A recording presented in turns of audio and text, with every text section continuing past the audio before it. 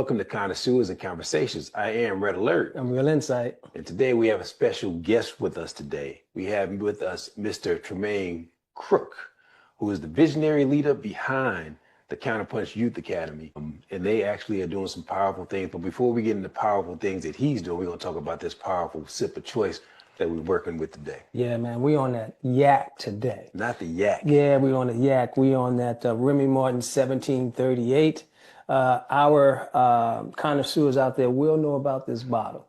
All right. So this is a step above that very special Opel VSOP. So you have that VS, very special, then you have VSOP. Mm-hmm. This is above that. So if you get on that nose right there, you smell the dried fruits, the plum, the figs, the raisins, it's kind of all mixed together. It's a very robust, strong scent, as you can tell. And it's just as smooth as can be. You got to be careful with this because this is like butter, like water. You could just drink this one, and before you know it, you're halfway done with the bottle, dog. Well, let's see what we got here. All right. T, you sure you don't want none of this, Jack? I already feel it in my chest.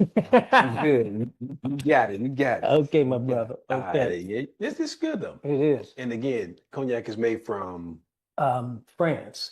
So it's made out of grapes. Grapes, right. So that's why it's smoother and sweeter than a bourbon or a whiskey. Yep. Yeah. So you don't drink, huh? Nah, man. You one of them, the body's a temple type of... I wasn't always this way. It took me some time, but over time I realized it just wasn't for me no more. Good. This is a good thing. And we try to do it in moderation. Even though we do sip, we definitely don't drink for effect like we might have did when we were in college or anything like that. Yeah. So you mentioned he has the Counterpunch Youth Academy that started in 2023. Right. But before that, you had the Punches and Bunches. Yep. And so can you kind of tell us a little bit how that started in 2019 to where you are today? So with Punches and Bunches, we call it P&B boxing. I wanted to create like a melting pot for boxing. So pretty much when I came to Nashville, I realized that they had a few boxing gyms, but none like what I envisioned. Like it was just a certain group of type of people that was at those certain boxing gyms. So I worked at a couple of them and just brought my flavor of boxing to those boxing gyms. But I remember having an encounter with one of the ladies who owned the gym, and I saw how she was treating certain people. And I wasn't cool with it, so I always remember that my dad always used to tell me, if I'm not happy in his house, go out and build my own. Yeah. So that's good advice. That was in my mind. I was like, you know what? I'm not happy here. She clearly don't want me here. So I decided to step out on my own and create a P&B boxing. And I actually drew the vision down in 2015, and it took me like 4 years to actually get off of my butt and just get past that fear and start it. So I wanted to just have a boxing hub to where not only fighters could come, but everyday people, like people who... Like me. Yeah, like you had jobs and we could keep the business going, but also you can learn something and still get a good workout in. So is it just boxing or is it martial arts? It's kind of like a fitness too? P&B was more so boxing, but it was a combination of boxing and kickboxing. We did a little bit of Greco-Roman wrestling and stuff like that with inside the ring, but it was mostly geared towards boxing. Yeah. So this... having you here today is special to me. So if you don't know that, I said people like me, he's my boxing trainer as well. And so I get work in with T, and we just worked out yesterday actually. And he had me working pretty hard here. So, I'm a little bigger than him, but don't let the smooth taste fool you. He'll kick my butt every day, all day. Don't let that smile fool you right there. We get active. We get active. We always have a good time though. Yeah.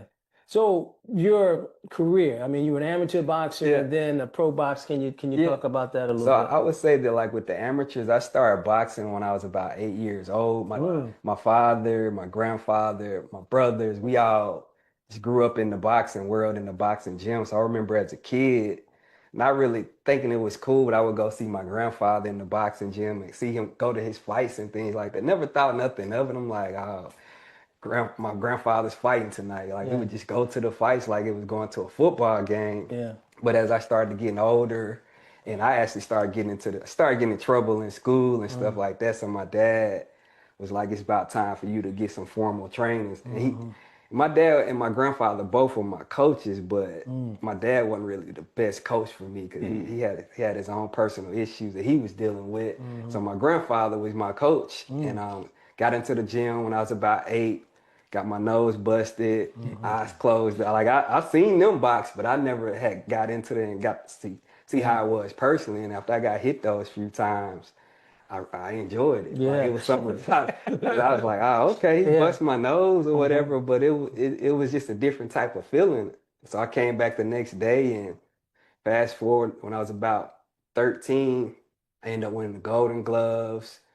Went to the Nationals. I didn't win in the Nationals, but I came like runner up. So that's a pretty big deal in amateur boxing. Yes, it's kind of like a champion in amateur boxing. So I went through the ranks and things like that, and that's what kept me out of trouble, like, which it kind of steer into how I got Counterpunch started as well. But throughout my teen years, I didn't really get into like a bunch of stuff outside of this in the streets or anything, because I was always in the gym. Like, we was traveling, went to Japan, Jamaica, like we fought out of the country. So that was kind of like a way for me to travel for free and things like that. And I didn't even realize how blessed I was to be able to do those things just through boxing. So fast forward to when I turned 18, that's when I signed my pro contract.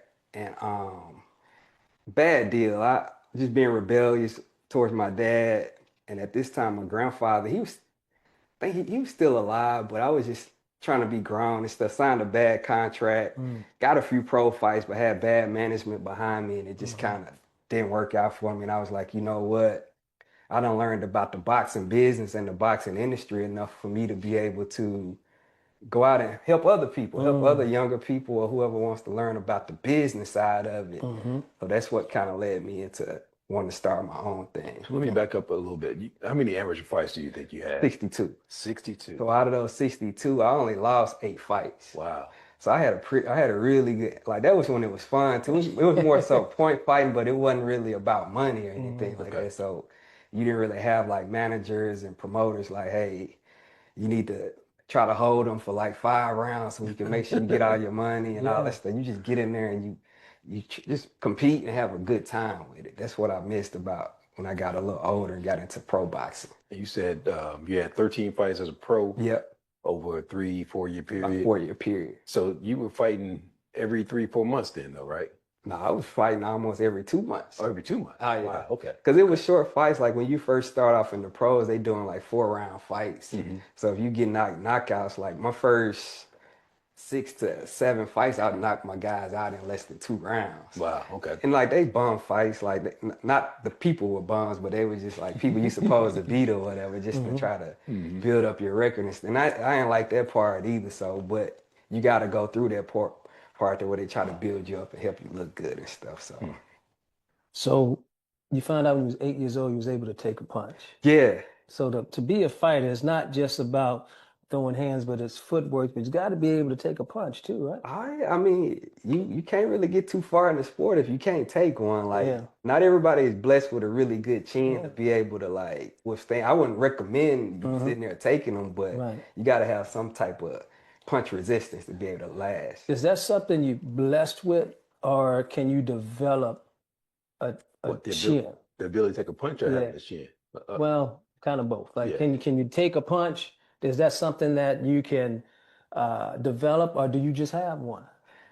You can develop punch resistance, but you can't really you can't like have a granite chin. Like, you typically got to be born. You can build up the resistance around it by strengthening up your neck and your shoulders and stuff, like your core. But essentially, if you just don't have it like that, you just don't. Like, and I look at, Muhammad Ali. Yeah. He had a chin. He had a really good chin. I mean, because he used to get hit back in the day by some powerhouses. I remember when it broke my heart, man. I think, when he came back and got beat by Joe Frazier. What if Larry? Was it Joe or Larry? Oh, no, Joe. Larry was the last fight that he really. When he came back from being able to fight again from having to be out 3 years. Yeah.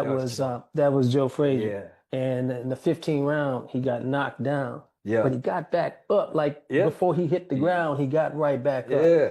Then he beat Joe 2 times after that. But that man had a chin. I think he was born with that chin. Oh yeah, Because even sure. because you get hit right here, anybody going, that's the button, Yeah, it's a button. It'll flip that light switch. Yeah. Like, you get hit right there. If it don't, you'll feel it. And it's something that's the jaw, and not necessarily temper. It's that jaw thing that shakes that whole thing up. Yeah, like right that. of your brain. So I've never been knocked out by a punch. Does it? This may sound a little, basic or juvenile or whatever, but does it hurt to get? I've been knocked out twice, and both times I didn't feel it. Yeah, okay. Like you just wake up from it. And Right. you're like, what happened? But Go ahead. you can feel it though. But did you know those punches were coming? Did you see them coming? Nah, that's why. That's part of it. Yeah. At first, I've never been knocked out in a fight though. I was always knocked out in practice, like twice. Okay. And the first time I didn't see it, he caught me on the side or whatever. So I know when we training, you training me rather, we listen to a lot of hip hop, that kind of thing, and that kind of gets me motivated. But just wondering, stages of the day for you, as a fighter and now, what type of music do you listen to, and what kind of mood did that put you in? So back when I was a little younger, like I told you, I grew up around my grandfather a lot, so we used to listen to a lot of oldies, Jimi Hendrix, Okay. of course James Brown. But it was the OJs. Yeah. Like we used to listen to a lot of older stuff. Yeah. Like I still kind of got the ear for that now. So like I play hip hop for the people that I train, but I really don't like listen to hip hop when I work out. It depends on what kind it is. I don't really like a lot of profanity, but now like to be honest with you, John, as I've gotten older.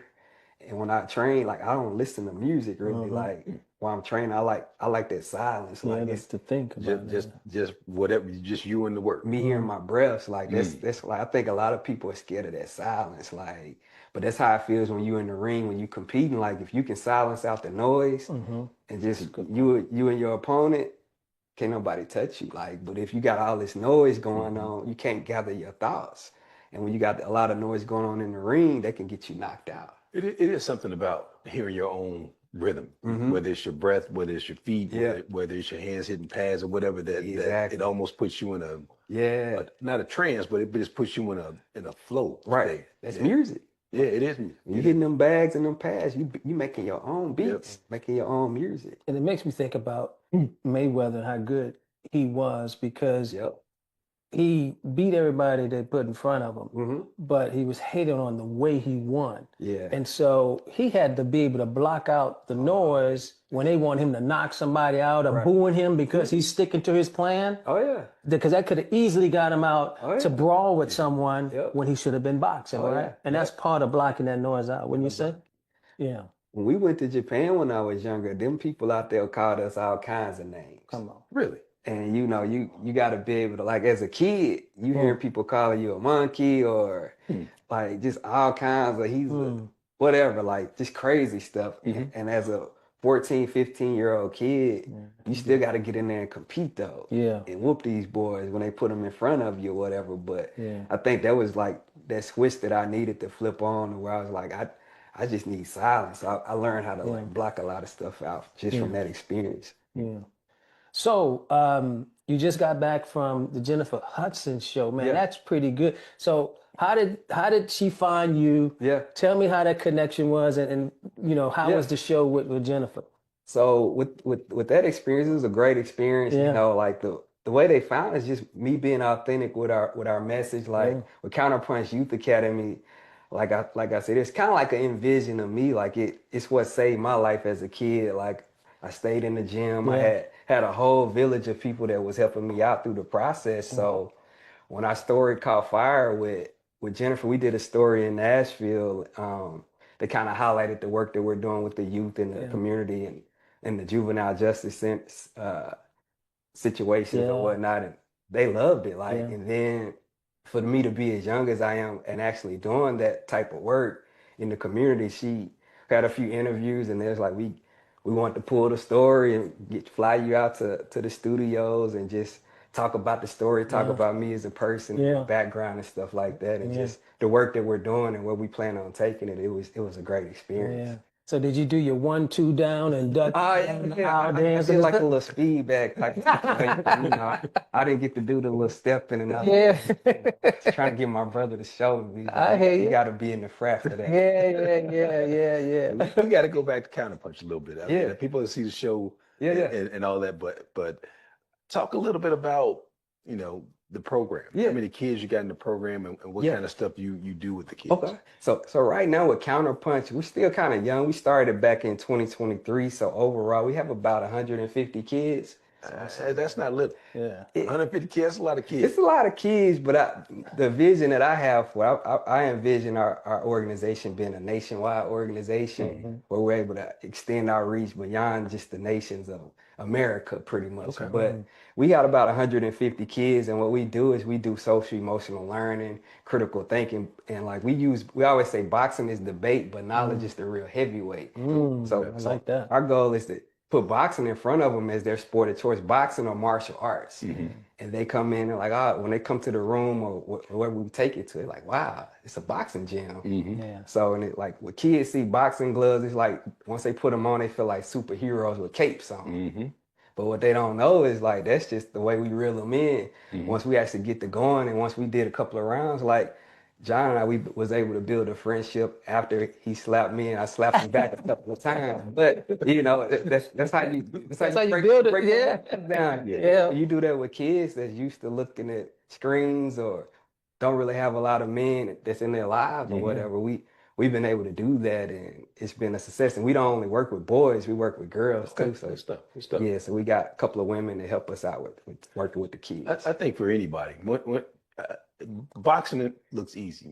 Fighting looks easy. Right. But it's easy to hit somebody. But until you get hit back and that person's standing right there in front of you, and you got to deal with the pain of the punch and the fact that this person ain't quitting. There's it's a transformation that takes place for most people.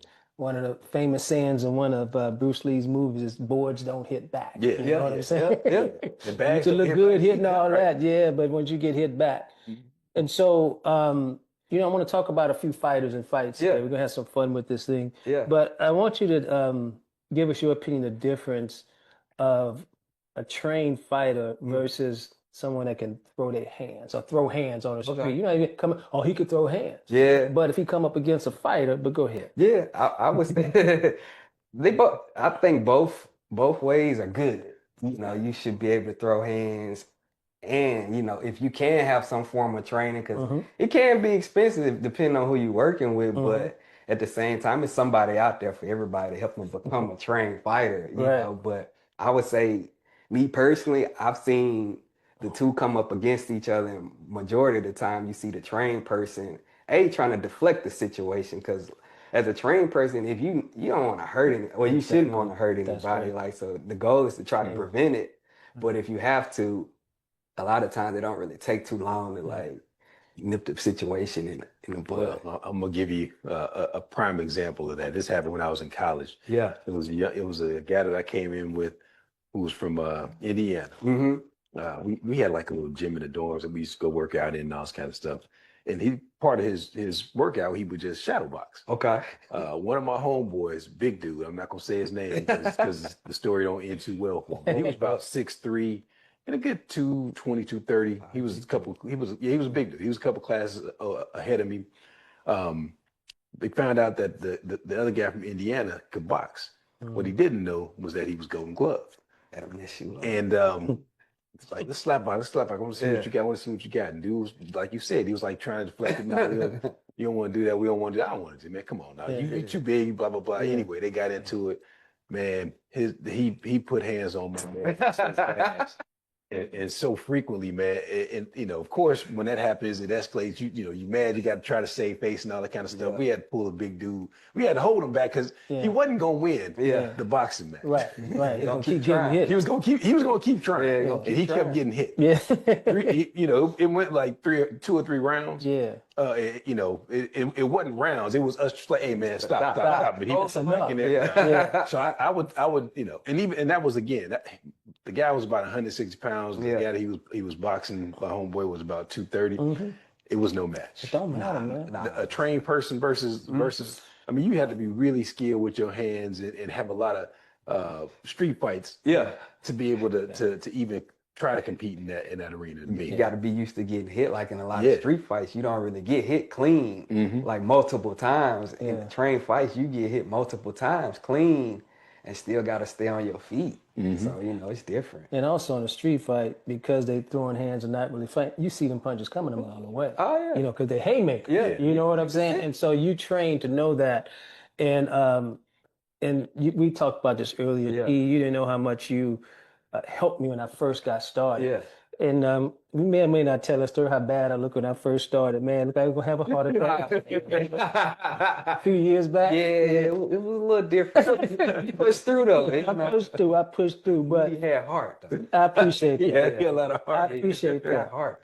And I remember T put me in the ring. This guy was smaller than me, and I had no win. But I did have heart. But I was pushing. I saw one time T getting nervous, kind of looking at like that. Do I need to go get him? I saw y'all in my peripheral. Yeah, I remember. And my heart just hey, let me throw on this dude to do something, man. But you know what you told me? You said, JB, you got in the ring. Yeah. It's about getting in the ring. Gotta get in there. And I did so much for my confidence. Last thing I want to say as well, what you taught me as well, is that when you do learn your skill, hone your skill more, like you said, you know you can possibly hurt someone, the respect to walk away. For sure. That's the big thing. Yeah, and I'm not saying I'm this big bad, but I will walk away unless you put me in a corner where I'm going to have to do what I got to do. Yep. Because you think differently as a fighter. You size things up. Yep. This man done size us up right here, sitting in the middle, in his mind. I knew his face. Just the situational awareness is important in anything, right? Everything, man. Yeah. Save your life. But the respect factor is important, right? In boxing. So now you grew up in boxing. So Yeah. you grew up in an environment where you were assessing things. Yeah. And it's kind of sussing things out and just kind of Yeah. getting the lay of the land. You work with youth. Talk to me a little bit about their situational awareness and how you kind of help them to see, man, you don't know nothing. Right. And so talk a little bit about that. So that's where that critical thinking, like our biggest thing is we really pitch critical thinking and conflict resolution. So we have like different scenarios that we run through with the kids to where outside of boxing, it's just life. That's why we call it Counterpunch Youth Academy, because your life will hit you, but you got to know how to counterpunch at the right time. So we give them different type of scenarios that they work through. And a lot of the kids that we come across, they come from different family dynamics. So we really don't know a lot of things about them. So we got to get to know them first. But once we take them through certain situations and get to know them, like, it's kind of like we're teaching them skills. And by them going to different places, we take trips or just being in the boxing ring, we do drills to where they got to use their peripheral vision. Like when you go somewhere, you need to social. I tell my wife all the time, don't just walk and pay attention to what's around. Like, cause you know, you got my kids with you and I teach my kids too. Like, hey, look at everything in the room. Try to find you somewhere where you don't have nothing behind you to where you can get the lay of the land. And that's the same thing we do with a lot of the kids that we work with. That's a lot of them, they jump kids in school or outside and they didn't even see it coming. I'm like, you should have saw that coming a mile away. Like, check the energy. Like, don't talk so much. Listen.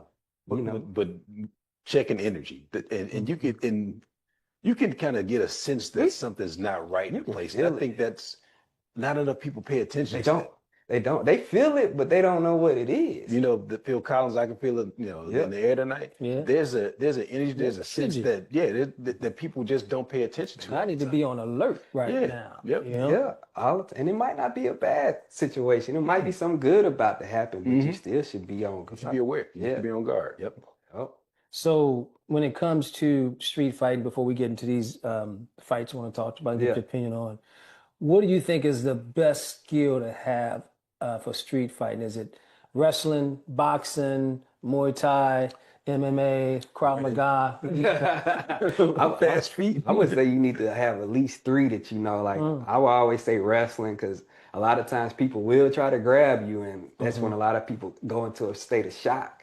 So wrestling, of course, knowing how to throw your hands, but you also need to learn how to use your bottom limbs too, like your knees, your feet. Like those are the biggest weapons you got on your body. Like you kick somebody that needs somebody right, it feel like a gunshot. Like and that's what I started off doing a little bit of kickboxing, but it wasn't for me. Once I got kneed in the nose, that's too much to look for right now. Just watch your hands. So. But I say at least 3 of those, and if you get into what jiu-jitsu or something. I mean, sometimes you might fall on the ground in a street fight. Hopefully you won't, but that might come in handy. But one of those skill sets. And if I agree with it, but if I had to pick one, and I'm not saying it's because I just think it's boxing. Yeah. Because the average person you're gonna come across the street will not be trained. Nah. And they're gonna come at you a certain kind of way that you can take care of that situation. You can pick them off.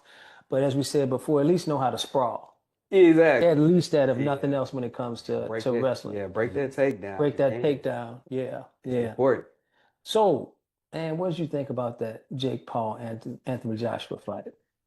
Oh man, I was kind of nervous at first, honestly, because I'm like, you hear about the scripts and all of that, and then when they got out there, I'm like, dang, why he ain't knocked them out yet? And I was just waiting on, to be honest, Anthony Joshua taking a weird punch and just falling to the ground, and then everybody's just gonna be pissed off. But for $90 million, you might. That's what I'm saying. Like he made $90 million. $90 million. $90 million. I was like, he might die. He even took a sweat. Nope. Mike Tyson. He took his money. Yeah, he took his money. So, but one of the things about that fight though was they had an enlarged ring. Yeah, so it was a much bigger ring. 24 by 24. Yeah, he can run around. Yeah, allowed him to run around a lot. The thing is, though, once he got tired, it was over, and Joshua began to cut the ring off, it was wrapped. Yeah, man. But I believe they had some in the contract that he could knock him out in the first 3-4 rounds. You could tell, and we talked about this before. As soon as it started and Jake started bouncing, it was over. You can't keep that up. That's a lot on your legs. That's a lot. Just the energy and that it takes to do that. But the way Joshua was going around and kind of stalking him, but he wasn't really throwing punches with him. He was pulling his punches. He was pulling punches. Pause for a second, y'all. Yeah. John, sit back. I'm not getting all of you in there. It feels like.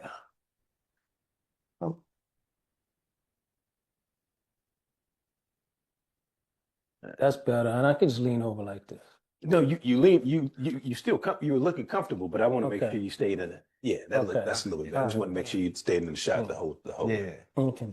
So, who would win? Mayweather in his prime. Ooh. Bud Crawford in his prime. I didn't know you was gonna say prime. Prime. That's so prime on prime. What's prime? What's prime Floyd? So prime Floyd is like what they call him a pretty boy Floyd. That's when he was knocking people out. That's when he was knocking people out. That's a tough one. But he was not, but he got smarter as he got older. He did get smarter because when he was pretty boy, he would brawl a lot. And that last fight he had with Cotto, he got busted up, but he won. But that's when he changed his whole style. Yeah. But in the prime, I would. It's tough, man. It's tough, but I would have to go with Crawford, man. Yeah. It's just because he can switch. Yeah. Because he's southpaw by trade. He's orthodox, but he can go both ways. But he fight better southpaw. Yeah, he does. Yeah. So I'm like, I think that he got good defense too. Floyd got really good time, and that would be a tough one. It is a tough one. Because the one thing I think people don't kind of underestimate about Terrence Crawford is he can take a punch. Mm-hmm. That's what I'm saying. And you're right. And what's interesting about, and I was watching a lot of his fights and reruns, just trying to just get a sense of it before he got into the fight with Canelo. One thing about Floyd Mayweather, we just talking about the greats or Sugar Ray, any of them guys, they were excellent at a couple of things. Mm-hmm.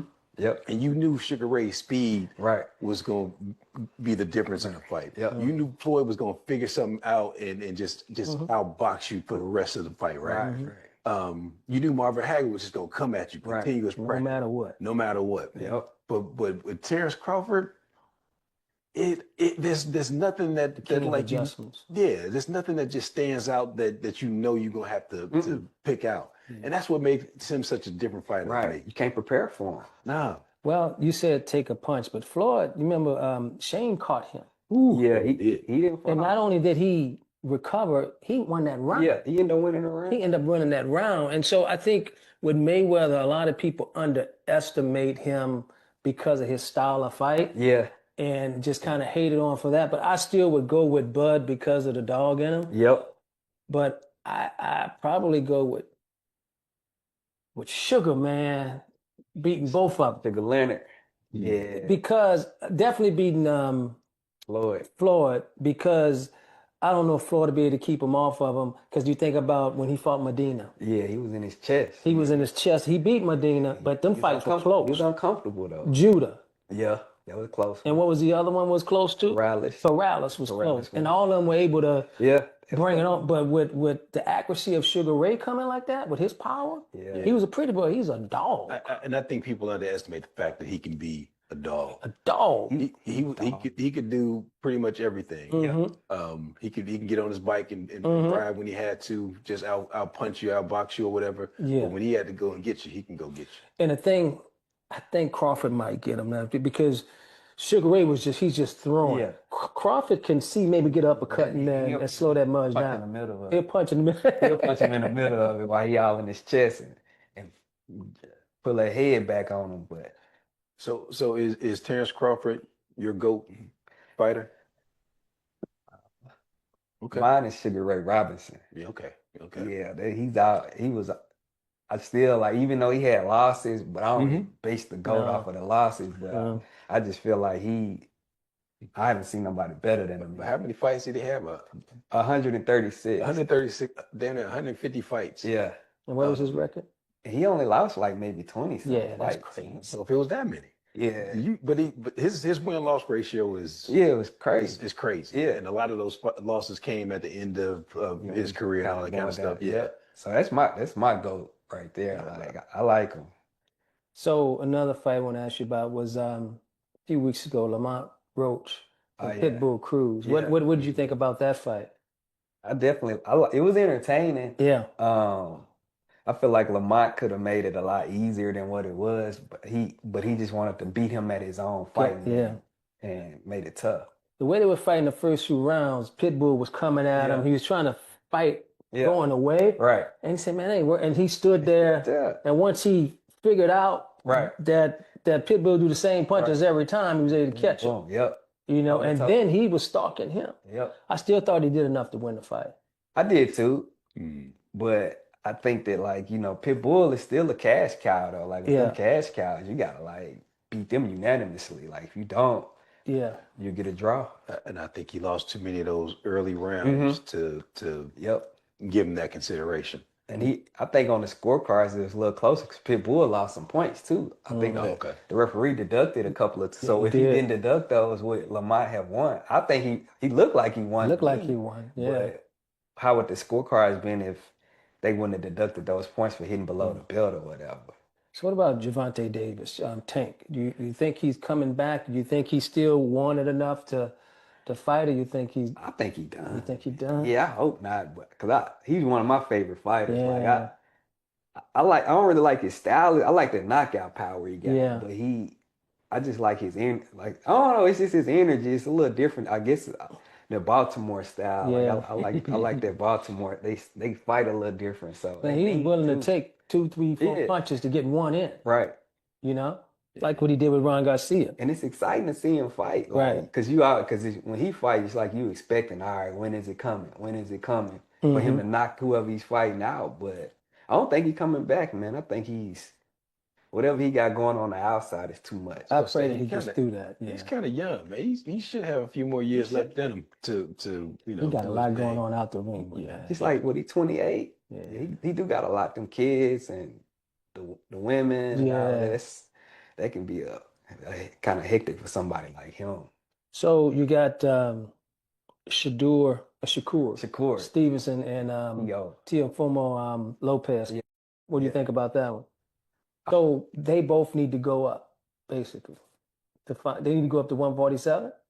Nah, there ain't nobody at 140. If they 140, they go up to 147. The only person really there is Devin Haney. Right. They got Barrios, but that's easy work for both of them. So I think they have to go to 154? I think they should stay at 140. It's still some fights at 140. Okay.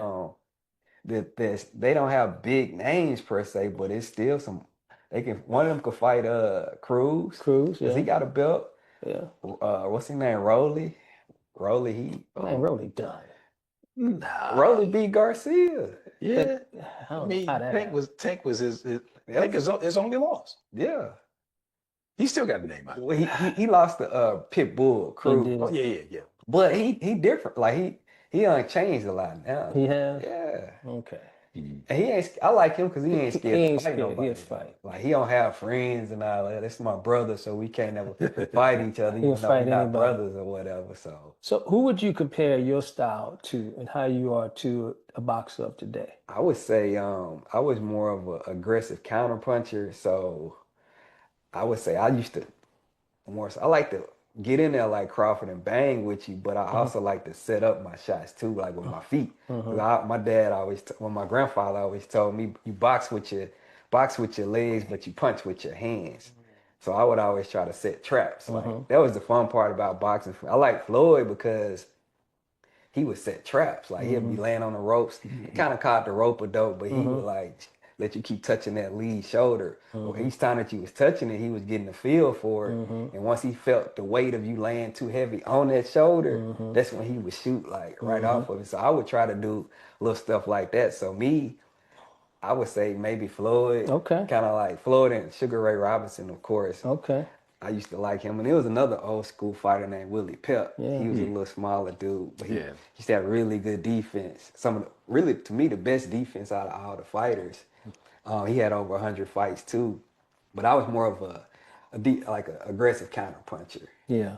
Not really spot on the back foot a lot. So Jake Paul at one time was going to fight Tank Davis. Yeah. And then that kind of fell through. I think Tank said, man, I'm not going to play with you. Yeah. You know, but when you see Jake towering over him at 200-something pounds, and I forget how much. Tank was like 160 at the time. That's why I love the sport, the sweet science. Yeah. It really don't matter.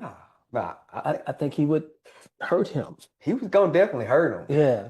I think that's why he went on and pulled out when he probably got a chance to read the contract. Like, I'm about to lay down like that. Yeah. And then saw how they tried to pull him in the mud with his character. But he was gonna hurt him. Yeah. Somebody's gonna get hurt. Yeah. Again, a trained fighter versus a street fighter. I'm going with the trained fighter. So where do you feel boxing is today? You know, the reason I asked that is because, you know, I'm not necessarily a Roach fan, but I really thought he won that fight. And then when it was a draw, like, man, boxing doing it again. I mean, they like draw you back in, and then the judging of it just kind of push you away. Is it getting better? Do you think that the fan base is growing? And then you got MMA out there. I want to get your opinion on that as well. I do believe that the fan base is growing for sure. Like, people, like a lot of people hate on Jake Paul, but I feel like he has brought in another certain type of audience, viewership or whatever. Like, and I like what he's doing with women's boxing too, like helping them get paid fairly. The women that do decide to box or whatever. So I do see it growing on that side. But as far as like the politics and all of that, when it comes to like the big fights and the judging, it's still there. Like, it's still it. Why do you need 5 belts, 5 sanctioning bodies? I hate that. I don't understand. They need one. Just one. That's it. Like, we all fighting for the same belt. Like, that's why I said pro boxing it's like, I don't like it, man. Not the politics behind it. All them belts, they just taking money from people, like them sanctioning fees and stuff. So and you know, another thing, and I'm not necessarily a Jake fan or not, but I do respect him because he got in the ring. He got in there. And 2, you know, and these talking heads you hear, oh, he was grabbing it, man. This dude 6'5", 6'6". I'm gonna grab him. Yeah. I'm gonna grab his legs too. Unless you and the people saying that have never been in the ring. No. And look where it led him though. Yeah. He got reeled in and sipping out of a straw. Shoot. Oh man, and it broke that jaw in 2 places, with a mouthpiece. It was in 2 places? Yeah, he and over there, man. Oh wow. It was a perfect punch, man, right on the butt. I saw the punch. His mouth was open. And thank God for the ref to stop it. Yeah, Josh was like after a while I thought that they gonna let Jake Paul get killed in the ring. I didn't want that to happen. No. When I seen him start stumbling and the referee was just kind of like watching. I'm like, they don't let him get killed tonight. Well, I think they got tired of him falling and holding and doing, but he's like, I'm trying to survive. He did the right thing. Yeah. Until he balled up in that corner. He should have covered his face. Like, yeah. what you doing? Yeah, yeah. So what's a lot going on? Yeah. So is your main focus now the counterpunch? Yeah. Is that it? Yeah. And not it, but that's what you have right now? That's the big thing that we're pushing and what I'm going to continue to work on right now and just kind of see how far we can take it. So is your brother and dad, or do they work with, how does the family interact with you with the business? My dad, he's a big part of it, so he comes and helps mentor some of the younger people. My dad, like, he's still old school, so he really only like working with the kids, is like serious about competing and stuff like that. Yeah. Like, so he helps out a little bit, but my brother, we're still trying to get him together. Yeah. So do you get the urge, or as much as you train, do you get the urge to say, man, you know what? I know what I got, but I want to get back in there and fight. And what stops you? I would say, like, I get the urge all the time. That's why I still spar and stuff like that. But okay. I stopped because I know that, like, now I got 3 kids. And, like, if I'm doing it, that's the only thing, because I know I could die in there too. So I don't feel like it's worth the risk anymore, but I get that urge all the time that want to get in there and at least get an exhibition match. Like, I've been wanting to, like, get in there with, it's a couple of gyms around town they got gym owners. Like, I want them to put together like a show to where we all can box and they can see who the actual coaches who actually really been in the ring before. Because there's a lot of gyms that the coaches haven't. And they just talking. Yes, I wouldn't mind doing it. Look how humbly you say that. You wouldn't mind kicking their ass. So think back now, like back in the early 2000s, what was his name?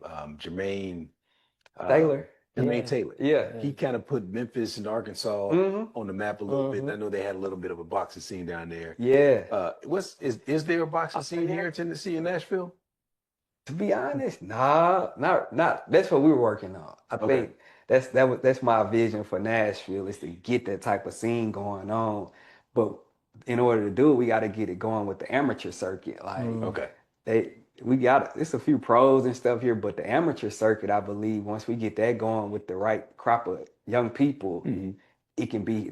They said it used to be the heyday down here, where they used to have a lot of good fighters coming out of Nashville back in the day that end up turning into champions and all of that. But it's been a long time since that's happened. Okay. So that's an opportunity for you to do that. Opportunity. So quick fun question. I know that boxing's about weight class. They don't have it by age, like 50 and over. 55. Do they have anything like that? They do. They got my wife won't let me fight, you know what I'm saying? But she'll let me spar a little bit. But now they got the masters, man. The masters, you can go all the way up until you 65. Really? Oh yeah. Here in Nashville? They everywhere. Really? Now the masters are different though, because what happened is you got them dudes that boxing when they were young, real fighters. They never wanted to fight for money, and they just stay amateurs. They fight in the masters. So they dangerous, dog. They just looking to beat somebody else. I probably leave that alone. Because they start from 40 all the way up to 65. Yeah. If I got a 40-year-old, I'm like, you don't want to go to the masters. They gonna fuck you. I was like, you think that he's 55 and he a different type of 55. He probably the world champion when he was a kid. Yeah, that's what I'm saying. Yeah. Now he in the masters. They got a different record system they use. He gonna fuck you up. Man, that remind me, man, there's this video out there, this younger guy, this is an old video, and this old man come in the ring. This little short old man, and he looked like he about 70 years old, and that young guy all this, he came in and knocked his head. They had to pull him off of him. He put the paws on him, man. It's a different type of strength. Yeah. I used to try my dad like, I'm like, yeah, he different. I'm gonna leave him alone. Like, but it's attitude, too, because you can't play boxing. You can't, man. You can't pretend. When you get in that ring, it's a ring of truth. It's ring of truth. Yep. You know, and so you can't just be back here doing this. You will get beat or get knocked. You're gonna get exposed. You're gonna get exposed. So you gotta be able to, you could teach them everything. But that's my last question for you. So being a fighter. Yeah. Is it, because you can develop skill, but can you develop a fighter's mentality, or do you already have it? You got it. You can go through mental training to try to get one, but a lot of times you got to have it. Right. It's a switch that you flip on and off. So talk about it though. What is it? what is a fighter's mentality? Oh man, you got to be willing to die. Like, well, at least that what was mine. Like, my dad always told me, like, once you don't feel like you're willing to die in the ring, get out of it. So as I got older and started having kids, I realized I wasn't willing to die in the ring no more. So I went on to retire because what'll happen is you'll come across that dude that is willing to die in the ring, and he gonna do whatever it takes for you not to kill him.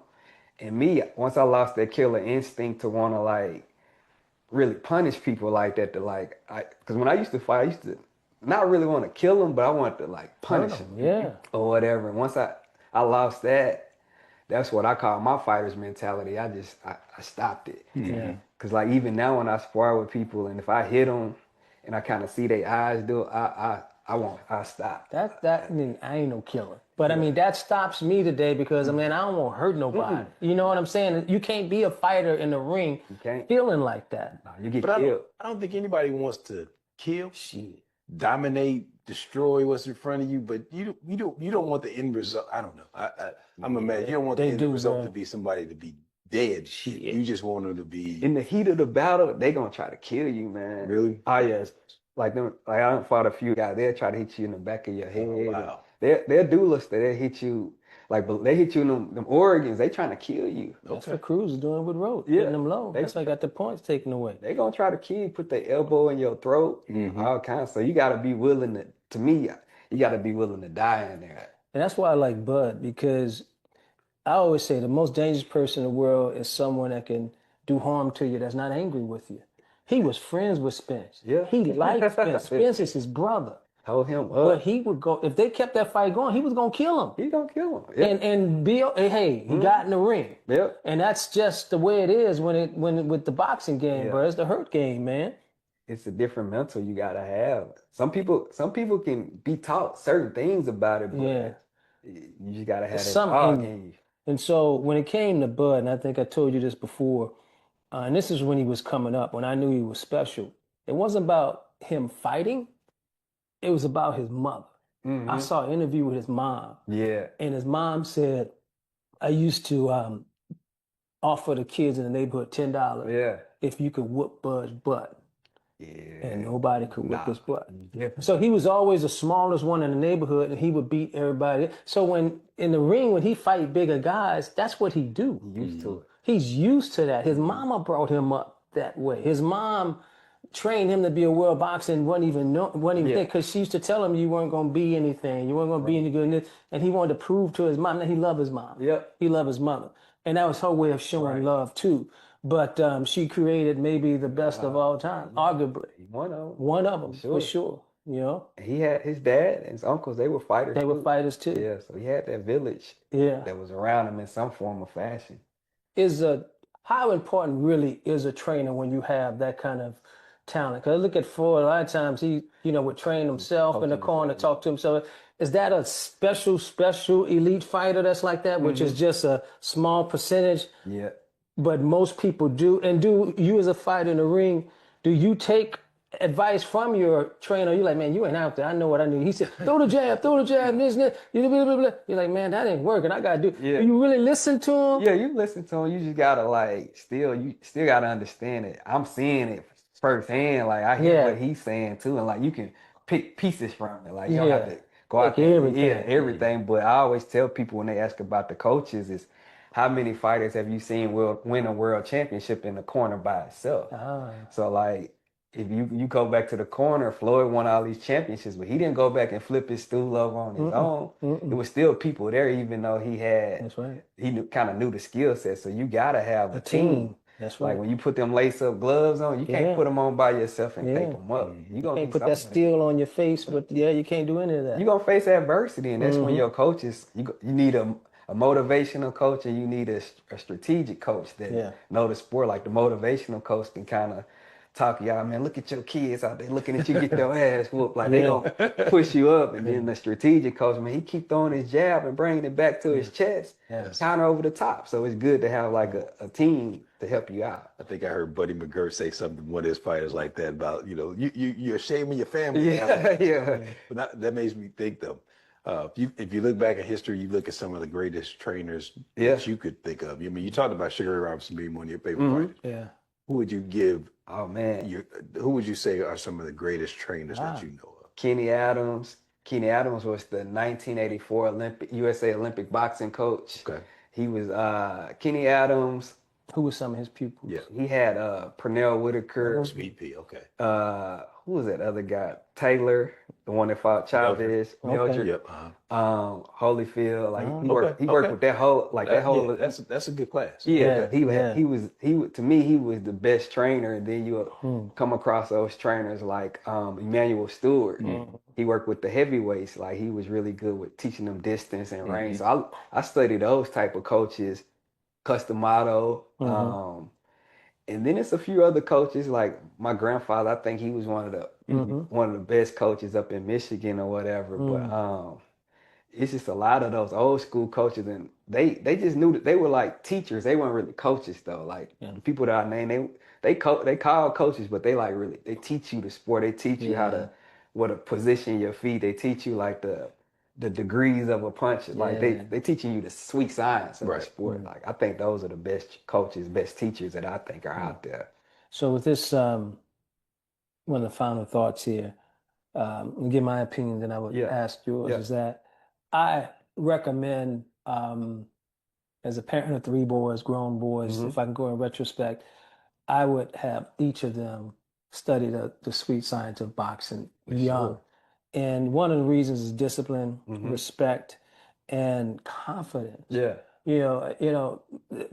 Confidence goes through the roof when you, and also we talked about energy earlier. I think you said it, Ram, energy as far as the type of energy and how you walk when you have a certain skill set. You're protecting yourself in how you walk. Right. Because when people looking for marks, they be like, well, there's an easy somebody I can deal with this cat right here. Right. Because he walked different. Yeah, and it's an energy you can't see. It's an intangible. So do you recommend all kids to get in some type of martial arts, a boxing? I recommend all people. like not really an age restriction. Like that's right. I feel like you're too old. Like if you can move your limbs, then you should be able to learn it. Yeah. Especially if you still got your senses. Like because you got the right type of coach, they can work around whatever situation you got. But like most definitely all kids. Yeah. I got 2 daughters and a son. They all know how to box or kickbox. Yeah. But I think all people should know some form of self-defense or some form of martial art. You gonna get red alert in there, man? Get them in the ring. We need to get the whole